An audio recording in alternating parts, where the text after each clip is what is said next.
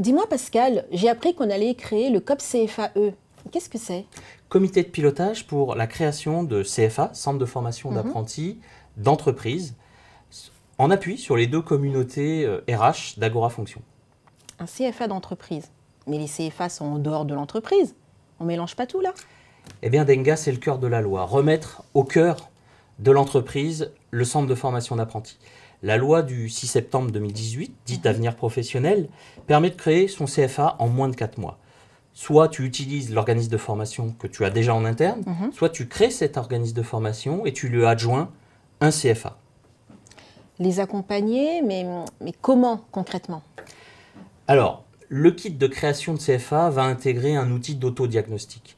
On va amener les entreprises à se poser les bonnes questions d'un point de vue des finances, d'un point de vue de la RH, d'un point de vue de la GPEC, d'un point de vue de la RSE, et j'en passe, pour savoir si tous ces ingrédients, avec leur projet, apprentissage, alternance, formation, ça vaut le coup ou pas de se lancer dans l'aventure et dans la création d'un CFA d'entreprise. D'accord. Donc, imaginons que je vais créer un CFA en interne, une école interne. Est-ce que je pourrais également former mes apprentis dans cette école? Exactement. C'est l'essence même de pouvoir reprendre la main sur l'accueil des apprentis, la formation des apprentis, mais aussi, chose importante, souvent on reproche au monde de la formation d'être un peu éloigné des réalités de l'entreprise. Et bien là, l'entreprise, comme elle va maîtriser toute la logique de la formation et l'apprentissage, elle va pouvoir avoir une prise sur les référentiels de formation et dans l'idée de faire évoluer ces référentiels de formation en fonction de l'évolution de ces métiers. D'accord. Mais Pascal, qui va payer tout ça? Ah, la vraie question.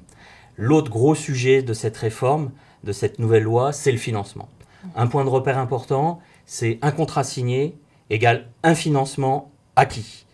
Et donc, jusqu'à maintenant, l'entreprise verse de la taxe, mais comme de fait, elle devient CFA, elle va pouvoir en récupérer une partie pour cofinancer et accompagner les moyens de formation qu'elle va mettre en œuvre dans son CFA en interne pour, j'allais dire, financer ses propres obligations de formation qu'elle se sera créée avec son CFA. D'accord, c'est vrai, ça donne de bonnes perspectives, mais si on est intéressé, on fait comment? Alors, si vous êtes déjà membre de l'Agora du développement RH ou des RH, rien à faire. Comme d'habitude, l'Agora s'occupera de tout, vous enverra par ses canaux habituels toutes les informations nécessaires. Si par contre, vous n'êtes pas encore membre de l'Agora du développement RH ou des RH, c'est peut-être le moment de nous rejoindre.